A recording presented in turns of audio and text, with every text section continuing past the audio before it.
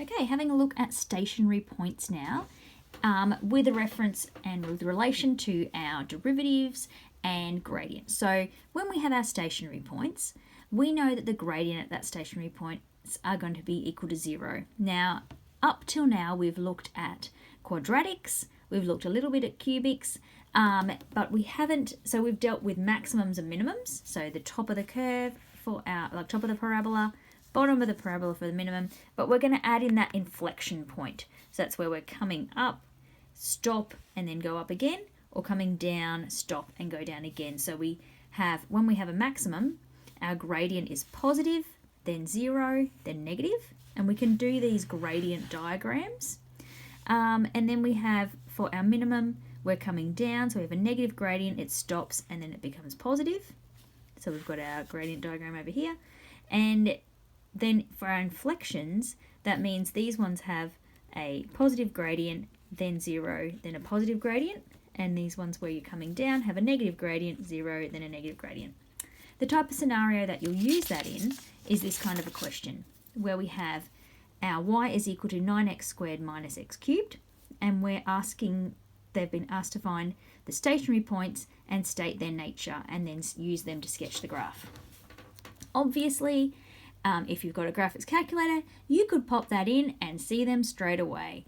That's not what we're assessing when we're doing that. We're looking at your algebra skills and how you can use your derivatives to do that. So we're going to do the derivative to start with. Y dash is equal to 9. So we've got 9 times 2 is 18x. And then we've got bringing down that 3x squared. So we know that a stationary point will occur when the gradient is equal to 0. So we're going to put 0 is equal to 18x, take 3x squared. I'm going to factorize this, and I'm going to take out that factor of 3, and also the factor of x, and so I get 18, and I have minus 3x there.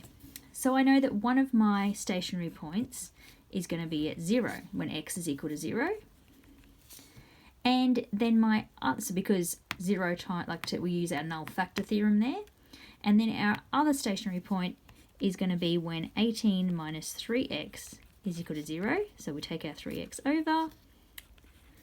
And that will be when x is equal to 6. So we're then going to investigate these 2 points. So what we're going to do is set up our x, and then we're going to set up our y dash. So we're not looking at the y value like we normally would in a table of values. So I'm going to put my 0 in the middle there, and I'm going to look either side of 0. So I might look at -1 and 1. Just be careful if you have two stationary points that are quite close together.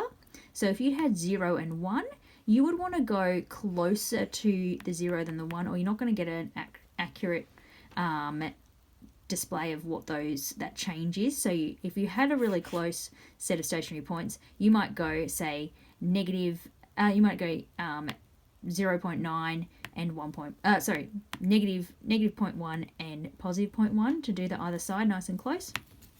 Over here, we've got our 6 there, so we'll put 6 in the middle, 5, 6, 7, x, y dash. So we're going to sub into this derivative here. That's what we're going into. So if we've got, when we sub in 0, we know that we're going to get 0.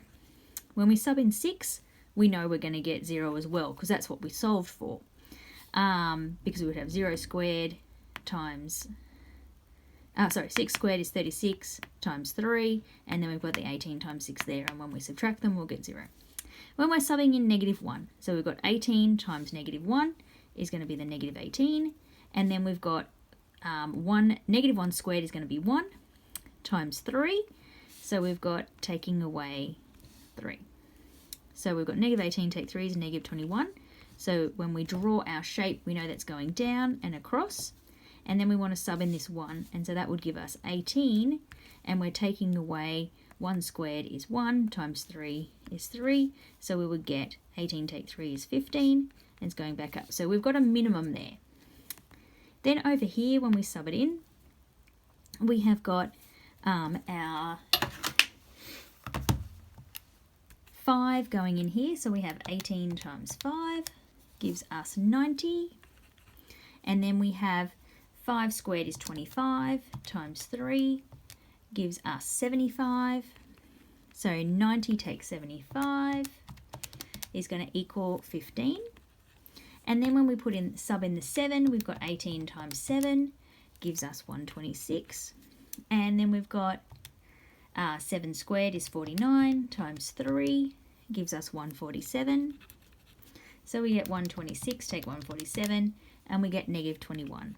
So here we've got a maximum because we're going up, across, and down. So now we can do a rough sketch based on the fact that we have those two stationary points, one at 0 and one at 6. And we know that the one at 0 is going to be a minimum and the one at 6 is going to be a maximum. So we want to do a minimum at 0 and a maximum at 6. So we're drawing that curve to look something like that. We could then grab our graphics calculator and have a look at it, and hopefully it looks like a similar shape to that. So we can pop in there. We have got 9x squared, 9x squared, and we're taking away x to the power of 3. And when we graph that, obviously I'm going to have to change my window. I've been graphing something with a very large window there, so I might go from negative 10 to 10, take it back to standard, 10, 10, and have a look if I get any of that graph in there. And we got a bit of it, but it goes up a lot higher, so I'll change my y maximum to see if I can get that maximum in there. And not quite yet. I'm getting there. So it's starting to look at my look like my picture.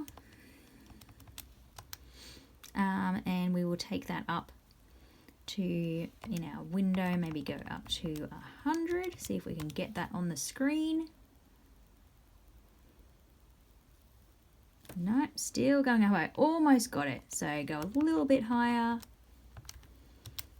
150, and hopefully we see all of that graph now.